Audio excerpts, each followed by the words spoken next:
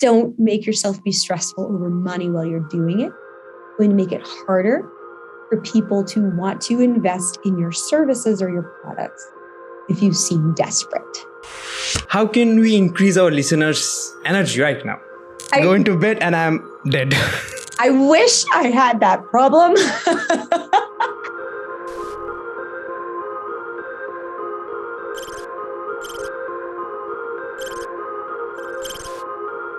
Welcome to Summer Farsi Experience. In this show, we'll be covering everything a new entrepreneur needs to know to set up their business and how you can grow and scale your business in the shortest possible time. If you have a question in mind, go to salmanfarsi.co/ask and submit your question. We might answer it in the next episode. Let's begin our today's episode. Some have called her the energy bunny, and for good reason. Not only does Avital seem to have boundless energy, but she has a beautiful dynamic style that keeps people's heart and bodies up and moving. Author of the book Healing Happens, and today we're going to talk about how to unlock energy for purposeful results. Join Avital's Unlock Unlimited Energy webinar happening every 2 months. Let's start our today's episode. Today we have an amazing guest, Avital Miller. I hope I pronounced it right.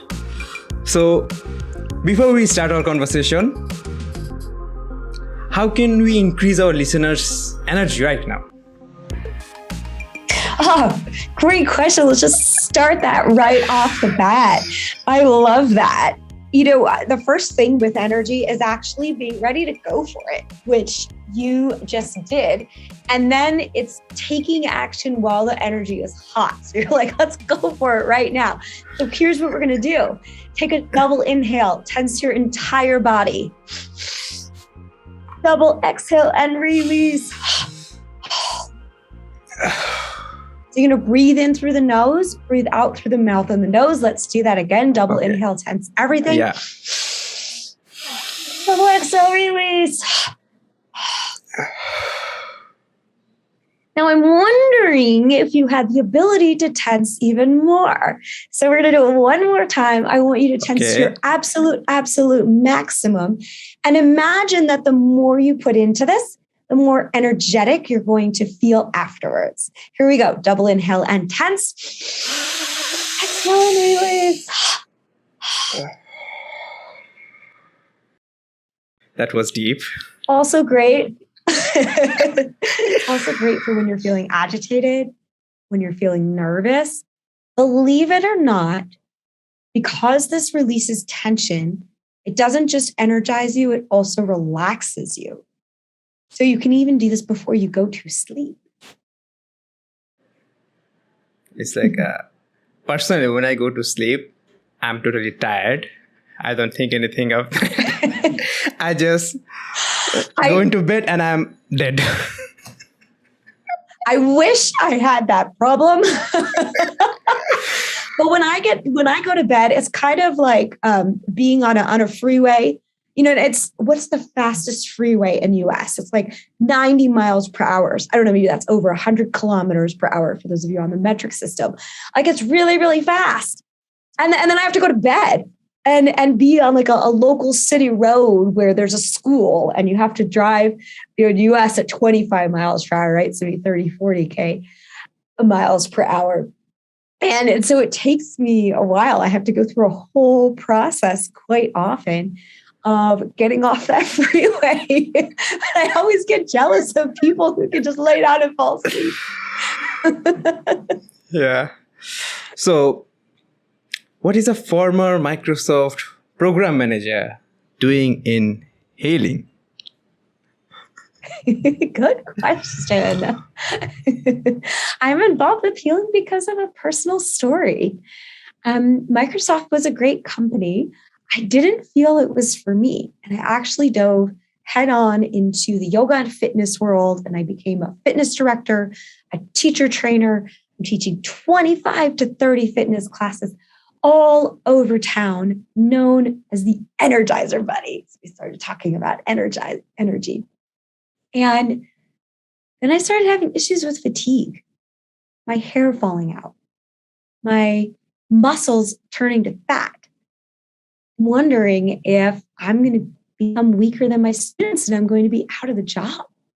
Right, Salman? Like if you couldn't speak, you'd be wondering, can I keep giving these podcasts? How do I keep doing my work? So that's this question that arises. And what do most of us do? We go to the doctor, right? When we don't feel well, like really not feeling well, right? And they give a diagnosis and medicine send you out the door and they're like, that's it. You just do that and you'll have that for life. So they diagnosed me with an autoimmune disorder called Hashimoto's as well as hypothyroidism. But I'm leaving and I'm like, is this like an arranged marriage where I'm going to be stuck with this for the rest of my life? And if so, I'm going to do the best I can with this. So how to live with it. And that was one of the first pieces of energy alignment, right? I wasn't trying to push against, I was trying to work with. And there's this nice analogy that goes with that. That there was this gentleman who was trying to commit suicide. And he kept jumping into the ocean to commit suicide. And he would just get tousled around by the waves and then pushed back onto shore and all ragged and rough. And he did this a few times. And then at one point, he noticed this beautiful shell on the ground that was so delicate, right? So easy to break. And it was in perfect condition because it went with the waves. So I went with the waves to say, okay, well, this is what's happening. So let me read online, read books, study with all of these different types of health and healing practitioners. I even studied one-on-one with an Ayurvedic doctor in India. For those of you who don't know what that is, it's a type of medical system that really looks at the balance of your body. And it's not just curative, it's also preventative. So it's a wonderful system. And I really learned a lot from both the East and West types of medicine. And I start to stabilize my body. And then I moved into a yoga and meditation community. I started meditating regularly. And I started feeling worse. Now, Salman, have you ever meditated, or some of the listeners, you could think about that? And meditating usually makes you feel good, right? So I was a little curious, why am I feeling worse from meditating? Basically, I went to the doctor and the doctor said, well, you're overdosed on your medicine. Like, whoa, like they didn't ever mention it was possible to lower my dosage of medicine. And so we lower it. And then I start feeling better. And then I keep meditating more. And then I start feeling worse again. Back to the doctor. You're overdosed on your medicine. You need to lower your dosage. This fascinated me that my health could improve. And I was just using really a lot of these natural methods to help support my health. And the biggest change happened after I started to meditate. So then my ears start perking. I start meeting all these other people who were told that they were going to die in 6 months or a few hours. But I'm meeting them years later after that prognosis. How does that happen? Right?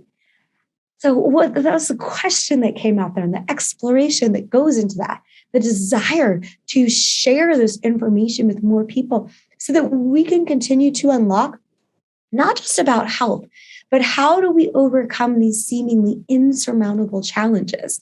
That's why I put together my book, Healing Happens, Stories of Healing Against All Odds. So it has my story and then it has interviews with 17 other health and healing experts, touches over 20 diseases, but it's not as much about the path of healing that you choose or the disease. It's how you go about the healing process. And then taking the full body success mastery strategies to apply that to other areas of life like business. Personally, I also done attempt suicide 2 times, so I can relate to those few things. And you mentioned about the yoga, meditation actually.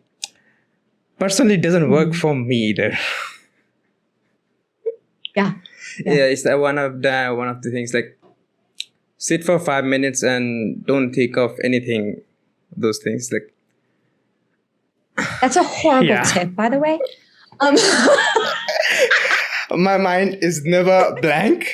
It's like I'm giving my mash out, but there's thousands of things coming into my mind.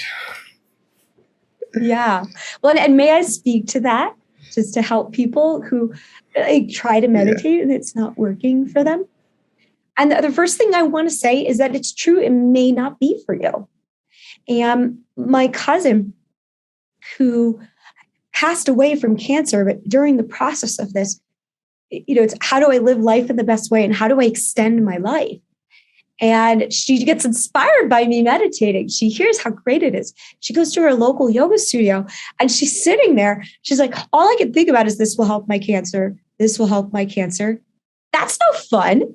So she thought, well, I should just do the things that I love instead of sitting there thinking about this thing that I don't want to keep thinking about, right? I want to live. And one of the things is it's possible that she didn't have an appropriate teacher as well.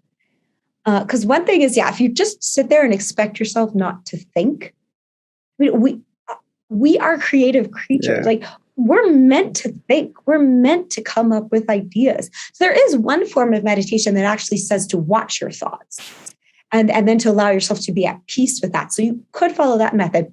The method that I learned gives you specific actionable things to do, like that double inhale, tense and release. Like, how did you feel after doing that? You feel more relaxed. Yeah. Like how much easier it is to then let the mind go. But now imagine if you compound a few of those techniques in a row, you're filling up the space with something that helps you calm down and focus your mind.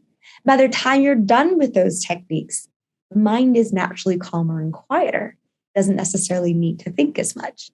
But I will be honest, I asked my spiritual teacher, the founder of the organization that I used to be part of, but I asked him, like, what does he do when creativity comes? Because I'll be meditating and I'll like all of a sudden in the middle be ready to write a speech or a blog or an entire book. Yeah. Am I supposed to ignore what's coming in the silence or go into it? And he just said, that's when my meditation suffers. So the key is that he embraced what was showing up. He stopped meditating. So use that inspiration of what comes up in the silence. The quieter we get, in a sense, the more we can trust what comes through because it's coming from a more intuitive place, especially if you do the techniques that I work with because they train you to tap into the intuition. So you don't need to run away from the thoughts that come up. But there are ways to work with that to make it a more enjoyable experience. How can we make it more enjoyable? Okay. This is really fun. So I'll give you like 3 tips right now. And then those of you who want more, you can always connect with me later. And so one of them, some people are really visual or they love like space, right? And if you pick a space in your home, even if it's like a little corner of a room or a little section of the wall, you pick that space to be your meditation spot. And then I want you to put your favorite things in that space. Think about what uplifts you and what inspires you so that the moments where you do open your eyes in meditation, you're going to be staring at these things that you love and make you feel good. That's number 1 of how to make it enjoyable. Number 2, only sit and meditate for as long as it feels enjoyable. 5 minutes is definitely a good start, but you still need the right techniques for that. But a lot of times people are going to recommend 20 minutes and much longer. When I was at the yoga community, I'll tell you, when I started meditating and they said, just start with 5 minutes, but I was in this program where you have to meditate for 30 minutes. And they're like, well, just close your eyes for the first 5 minutes and then you can open them for the rest of the time. I'm like, okay. So I had them close for 5 minutes then I opened them and I just stared at the room for 30 minutes, impatiently waiting for the meditation to be over. Yeah. I should have had the permission to get up after those 5 minutes. And at that point, I wasn't given enough techniques either on how to meditate because it was the yoga teacher training. It was not the meditation teacher training. So having the techniques is the third thing that is going to help you enjoy the meditation. And what I would recommend for anyone is try different paths of meditation. Try each one at least 3 times, right? Some of us, if you're like me and you're a perfectionist, you don't enjoy anything when you don't feel like you're good at it. So you kind of have to get a little better at it before you can enjoy it. So that's why I say try it at least 3 times. But there's so many different types of practices out there, which means that you can decide from there which one you enjoy. And I'll be honest, in the meditation practice that I learned over 100 techniques. That's huge. And I've done so many other programs to help with our personal development. And I have neurolinguistic programming processes, which are like meditations. And I create visualizations on the spot. So you will get a lot of variety just with me as well. That's awesome, actually.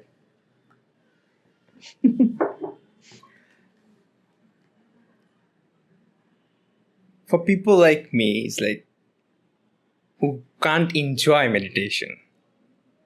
It's like you mentioned, it's like 5 minutes. How can we? May I say something to that? May I offer an idea for you? Yeah. Instead of saying can't enjoy, say have not. Have not. Because then in the past, you haven't enjoyed meditation. Well, what if there was a way for you to enjoy it in the future? And if you say can't, it's sort of like making that statement is forever. Forever, I will never enjoy meditation. If we want to open ourselves to the possibility, then we want to talk about what's really true. What's true is in the past, I have not enjoyed it. What could be possible for the future? Which is probably what you're about to ask me. That was good, actually. You answered what I'm going to ask, actually.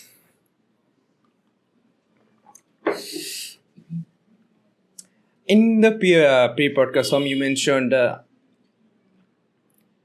you are engineer and also you are a dancer, right? That's a two different thing. Yeah. I know I'm an anomaly. I have both sides of the brain working.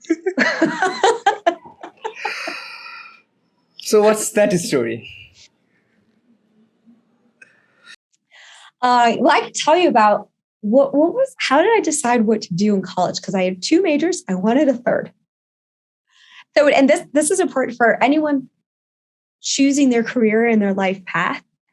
And US is so bent on us in a certain sense, like the world has opened up more, but in a certain sense, we have to, when we go to college, we need to know what career we want by the time we go to college.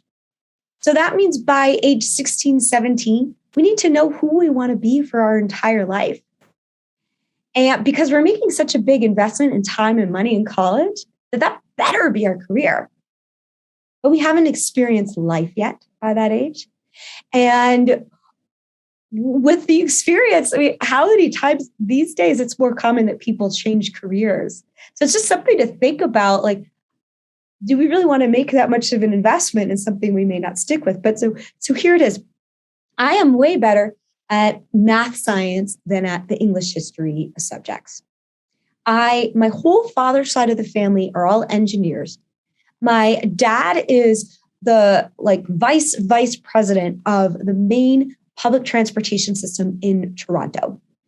So I grew up in US, but my dad lived in Toronto, Canada. So this is a pretty big city. And we go in, it's this huge office building. He has this huge office and all these people who just do whatever he wants. I'm like, oh, that's pretty cool. I'm really good at math and science.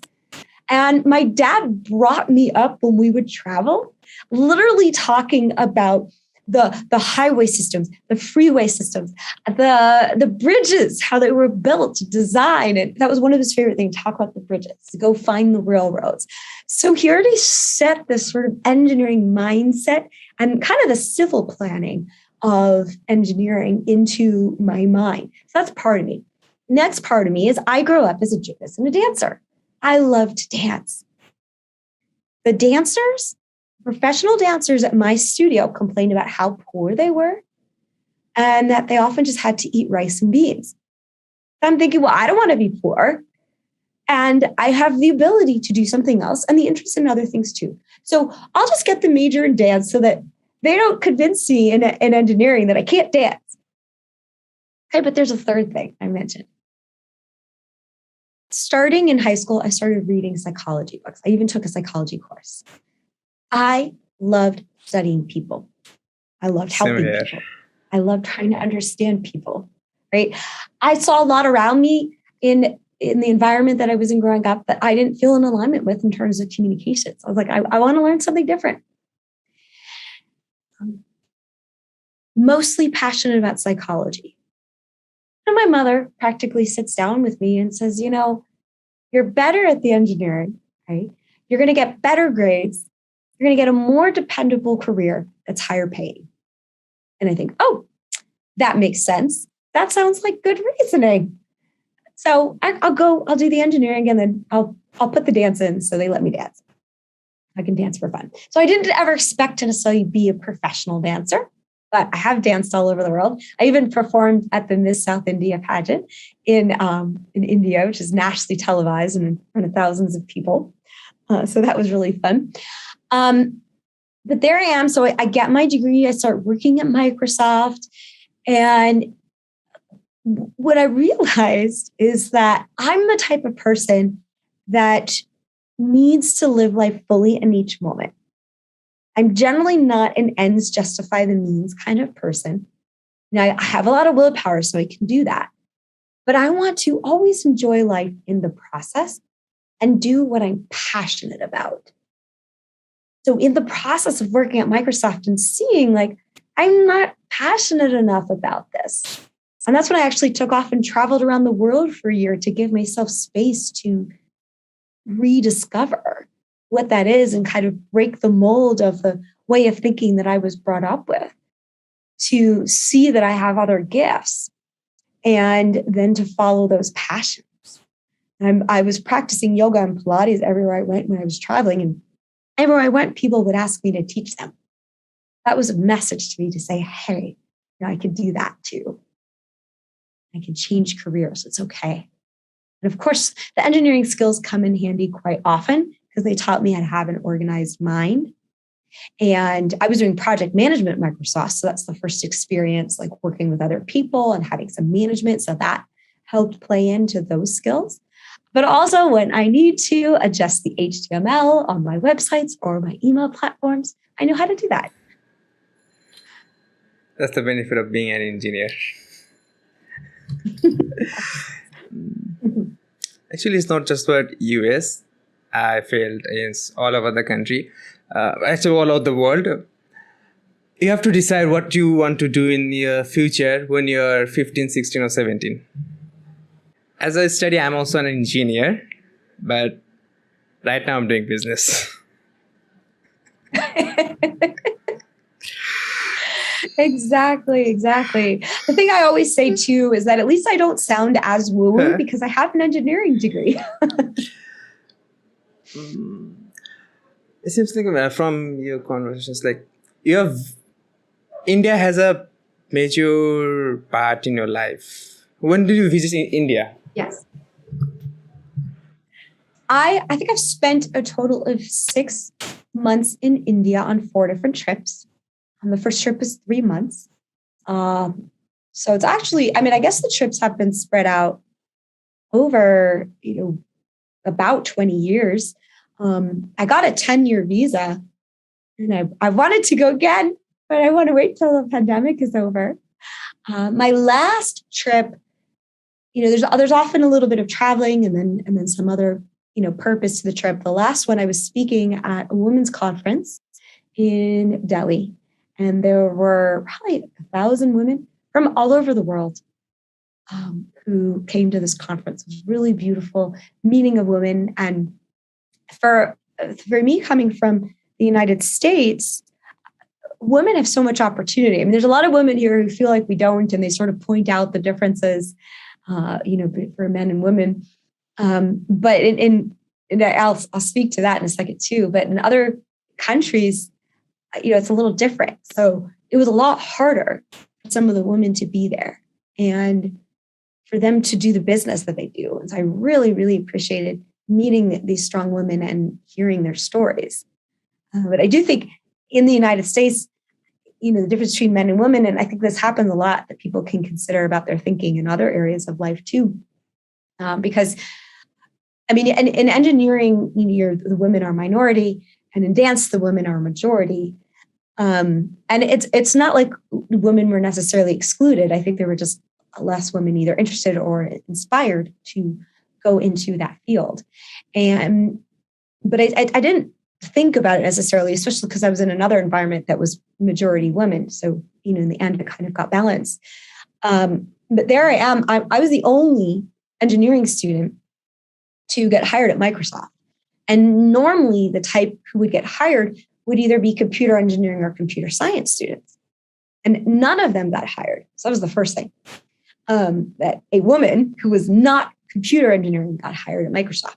The second thing was that I may have gotten offered $10,000 to $20,000 per year more than most of the other people, right? And most of them are men, which means that me as a woman got offered a higher salary than the men. And this is 20 years ago. So there's been some inflation. So you can imagine that number would be even higher today.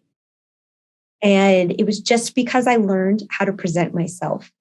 And I learned what I needed to do before applying in order to be presentable as well. And anyone can do that. Absolutely.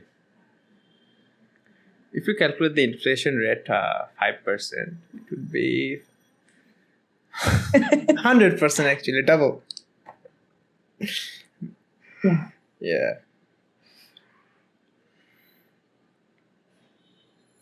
Okay. So what is your crazy experience in your life you have never shared anywhere else? God, is there an experience that I haven't shared?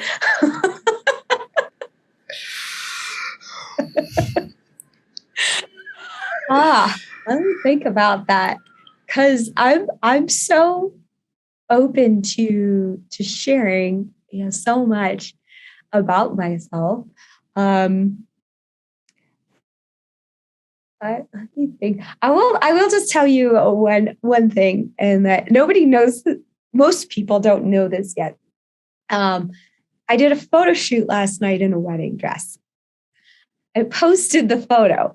I said, "Look what happened." And all these people think I got married. I didn't get married. My friend needed another model for a photo shoot and asked me to do it. So now you know a secret. You could say that was a crazy experience, because here I am out there in these fields with these beautiful mountains behind me. It's beautiful, beautiful photo spots. And I'm in this gorgeous, large wedding gown, taking photos, taking them by myself, not with a partner or anything. And and now it's kind of fun to watch what people assume and people's responses. And I didn't even tell my family. I'm like, let's just see how they responded. My sister, she figured it out. She wrote directly on the see, I haven't even commented on any of the Facebook posts yet.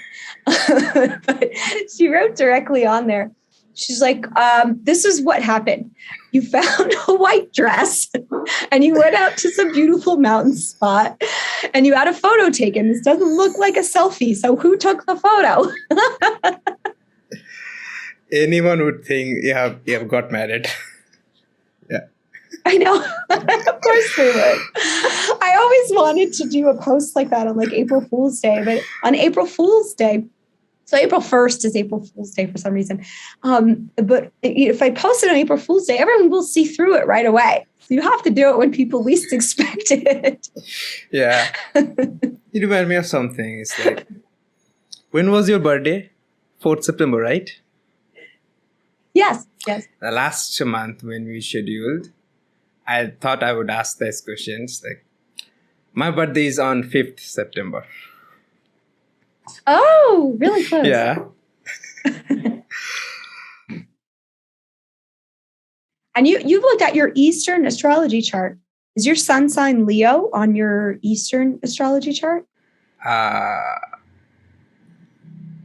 don't know those things. I'm actually less interested about okay. those. So you didn't look at your charts. Yeah. Well, it's kind of fun because the Western chart says that my sun sign's Virgo, and the Eastern one says my sun is Leo, but the moon is in Virgo. So there's still strong Virgo energy, but Virgo is a very different energy than Leo. And Virgo is earth-based and like very organized. And Leo is like, it's fire. I mean, it's the sun. And Leo is way more outgoing than Virgo. And so sometimes people get confused if they only think about my Western sign, because they're like, how is all this Leo stuff showing up? That's why the Eastern chart is very helpful. People who dive deeper into the Western chart, they'll also look at the whole thing and look at more signs than just the sun.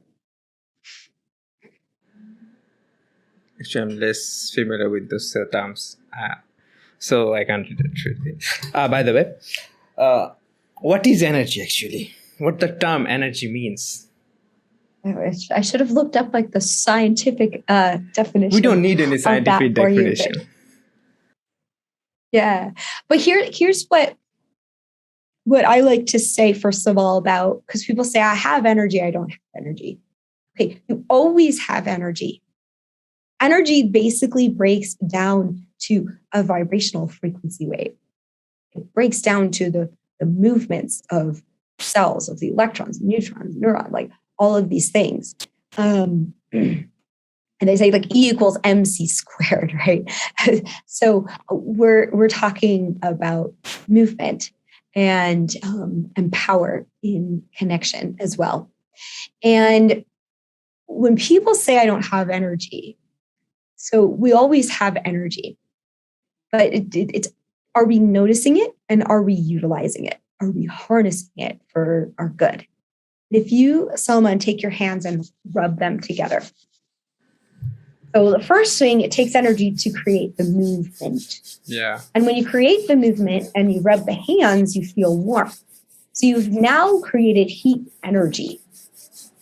Now you could say it wasn't there before, but you just changed energy from one form to another and you notice it. And then when you take your hands apart, you might feel tingling on your hands. Yeah. As you bring them closer together, the tingling might get bigger.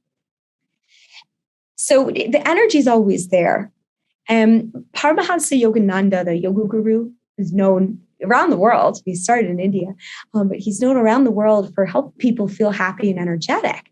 He said in the pinch of his skin, he said this in US, in the pinch of his skin, he could light the entire city of Chicago. Right? I mean, Chicago's a big city in US. The big cities in India are a lot more. But imagine, I'm sure he could say, in the pinch of one's skin, I could light the entire city of Delhi. Because we have an unlimited supply of energy that we can tap into in any moment. This is why I encourage people, instead of saying I don't have energy, to say I want to feel more energetic. Because you always have the energy, but you might not feel it. So you might not feel energetic. Right? It's moving in the upward direction. It's actually a whole webinar that I would love to gift your listeners to come and enjoy. That's called Energize Your Life, 3 Keys to Tap or to Unlock Unlimited Energy. And that's where we talk about how to instantaneously shift our energy, how to use natural resources to feel more energetic. And you just go to unlockunlimitedenergy.com to access that. And then you'll get a greater understanding of the main qualities of energy that or the components of energy that build into how you're going to feel more energetic, and then examples for each of those. As simple as that double inhale, tense, and release. So a little bit more fun. I will add that link in the show notes. So, how can we be more energetic? For personally, it's like I can work for 2-3 days straight, 12 to 16 hours a day. After 2 to 3 days, I feel sleepy all the time. Today, I have slept around 12 hours, 12 to 14 hours. Actually, woke up a few hours ago. Amazing. Yeah. So there's a couple things I would say to that specifically. And this is where it's fun. In the webinar, it's just about a 30-minute webinar. You kind of get the basics of that. And then after that, we do programs where we dive in more deeply and understand more individually some of these questions and there's 2 key things to understand for yourself. And if you study Ayurveda, then you also understand this in a certain respect. Some people they'll go hard until they crash, right? Some people might already be tapped into an unlimited supply of energy. There's some people are slow starters and then they get faster as they go. Some people start fast and then they get slower, right? And so understanding, first of all, your personal body type so that you know how to work in the best way with your personal body type. And if you know this pattern, I work 2 to 3 days and then I get tired. Well, what if you just stop before that and do whatever you do to refresh yourself, right? Don't overdo it. But here's the question is what is making you feel like you're overdoing it? That takes a little bit of a deeper dive. Like, is it you need more time to yourself? And there's just a different balance? Or is there an approach to the way that you're doing everything that if we found more, you could say, willingness for what you're doing in the process, or if we figured out where does stress show up? Where does fear show up? Where does nervousness show up? Where does anger show up? Because those emotions tend to make us feel tired.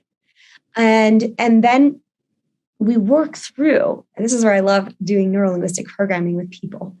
We work through and release those emotions that are showing up. And then you could work more sustained, right? If the issue is just how I'm going about what I'm doing. So there's a few things to look at. What's my body type? So what's the right balance for me in my life? And am I giving myself just enough time to me? Like, do I need to do other things as well to feel fulfilled besides working so much? So do I need to balance that as I go? And then do I have some mindset or emotional things coming up while I'm working that if I release those, I'd feel more energetic while I'm working and be able to go longer? Does that help? Yes, this does. But actually, my story is a little different. Works makes me happy. Good. And a personal feel is like, I wish I could have more time in a day. Mm-hmm. There are ways to do that. I do believe in having the ability to sort of overcome time. I don't know how to train people like to live outside of time, if that makes sense. When you feel more energetic, then you're going to have more time in the day. You might not need to sleep as much. When people meditate, they also need less sleep. So learning the right techniques in meditation. And I don't know if this has been scientifically studied, but it's you could imagine, like, you meditate for 5 minutes, then you need an hour less of sleep. Not necessarily true, but that's kind of the way to think about it. And figuring out how to be more efficient. And sometimes this just comes from either clearing the mind and clearing all the emotional stuff, right, that is behind it so that we can take action more quickly. But sometimes it's just getting functional tips as well. That's something that I work with people as well. Sometimes it's also realizing, are there things that I'm doing during the day that I don't need to be the one doing? I love the lifestyle in India for a lot of people is that you actually get help from a lot more people. So it's more common to have like a cleaning person or a chef in India, right, than it is in the United States. And so we have to like do all of these things for ourselves. But it's possible that somebody else could be doing some of those things for you. And that would give you more time in the day for some of the things that you would be more excited for. Once you start moving the ball in the direction of understanding the efficiency, you're going to keep coming up with ideas. It's like when I started hiring people, and I give them one or two things, and over time, I just kept giving them more and more things because I kept realizing like, oh, I don't need to be the one doing this. I just need to set up a system and train the other people, and then it becomes more of a repeatable process for other people. Yeah, I personally prefer I create systems. Mm-hmm. I had a teacher who said, expand to include it all. The question for you is, how do I expand? In what ways can I expand? In what ways can I create that space? Absolutely.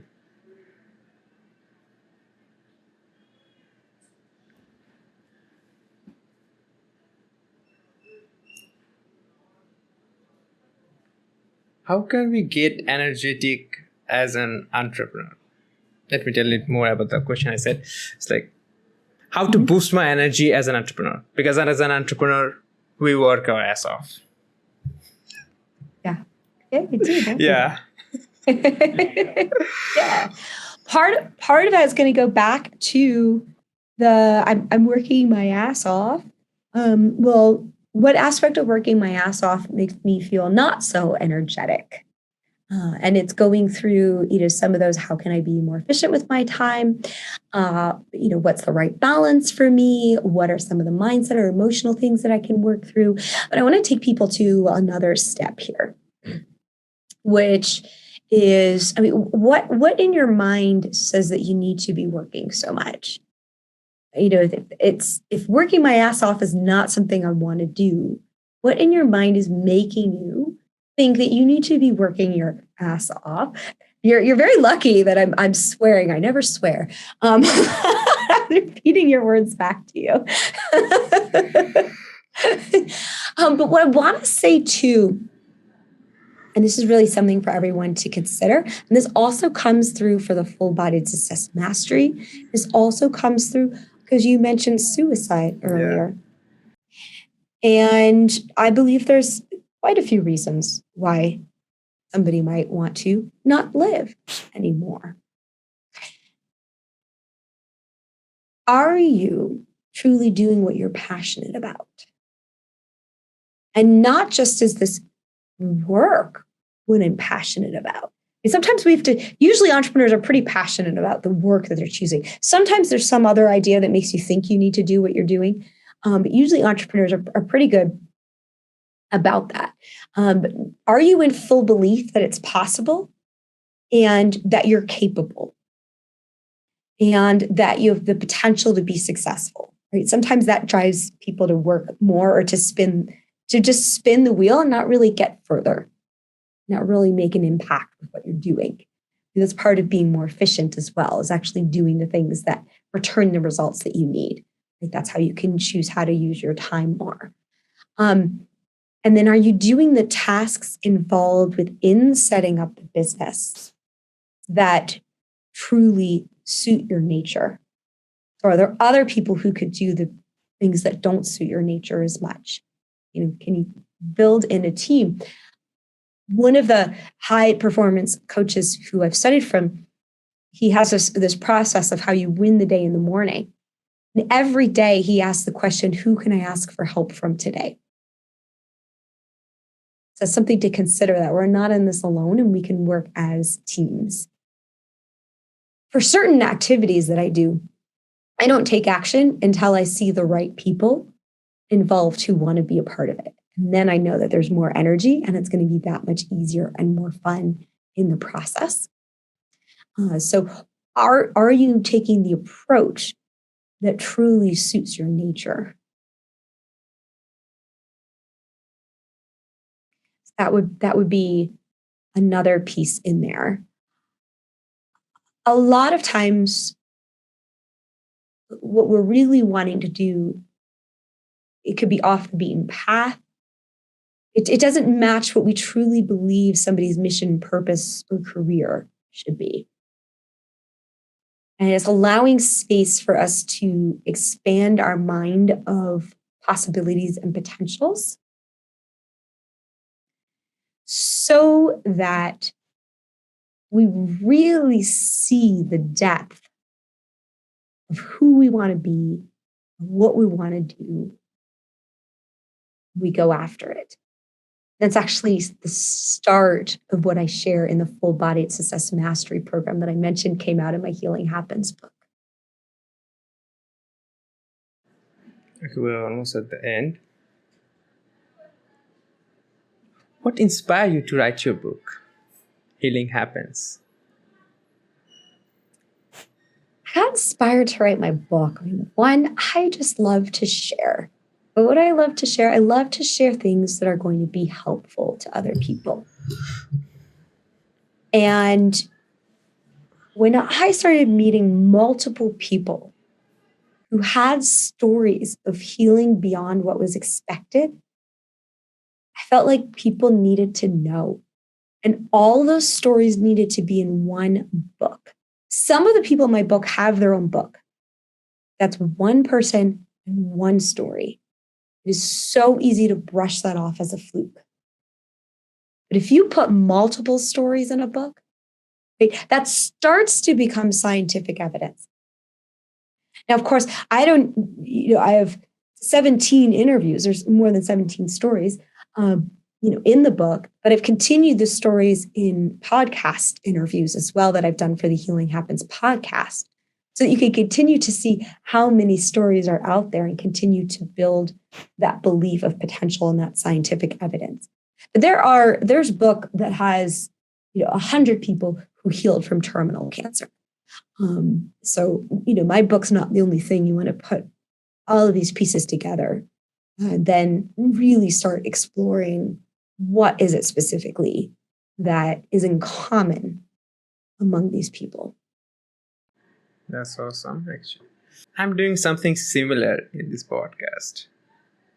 You have shared 17 story. I'm sharing every story in one episode.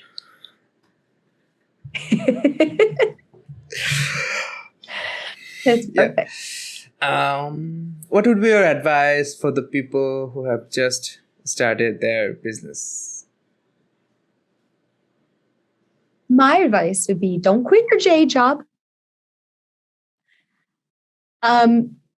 Depends on what causes stress for you.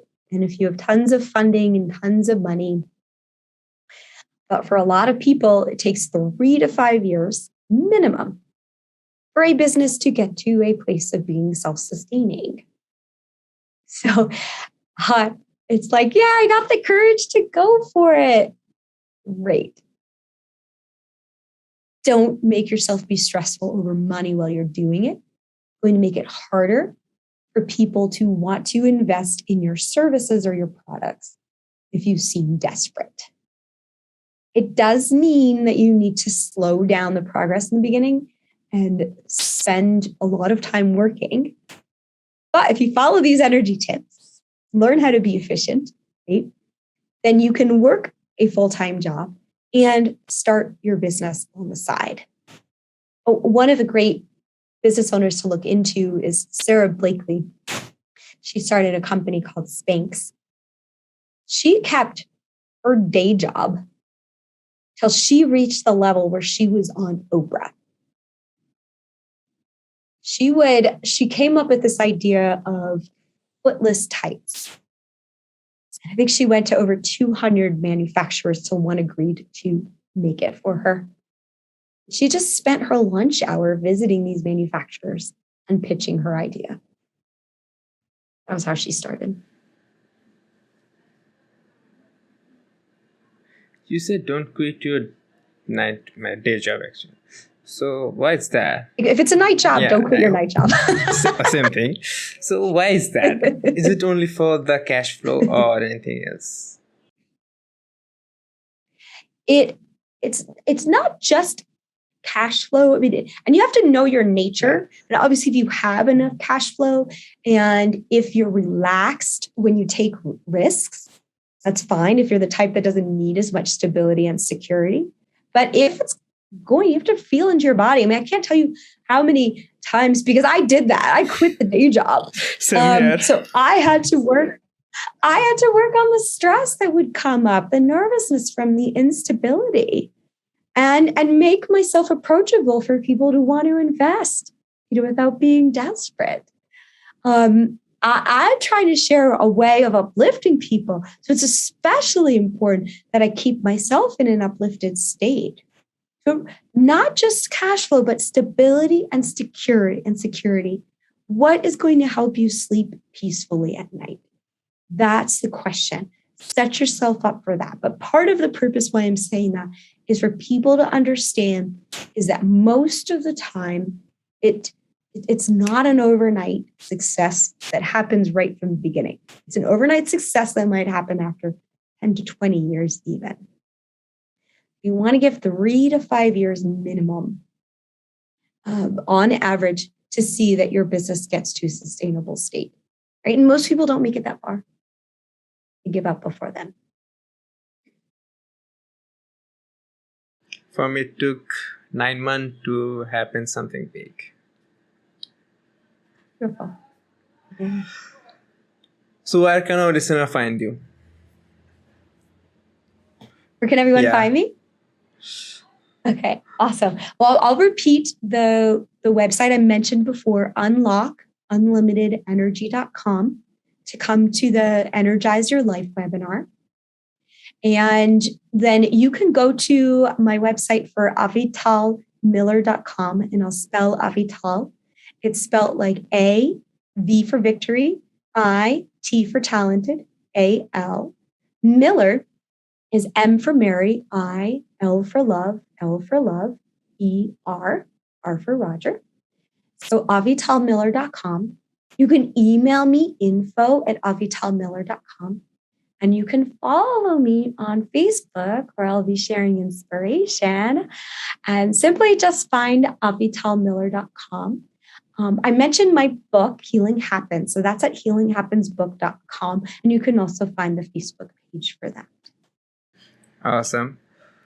So before we end it, let's get energetic as we started. Okay. So I can do one more exercise with everyone? Sure. Okay. What I would actually love everyone to do is to stand up. And I'm going to stand up with you as well, because I can adjust that pretty quickly over here. Let me stand up as well.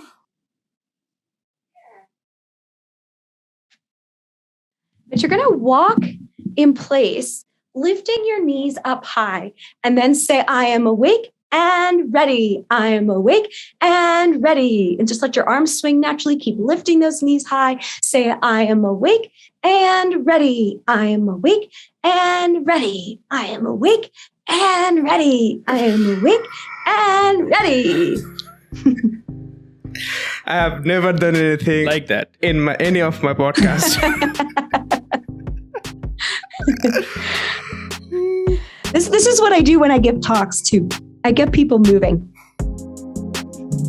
That way we can stay awake and retain the information. Okay, that's how we end it.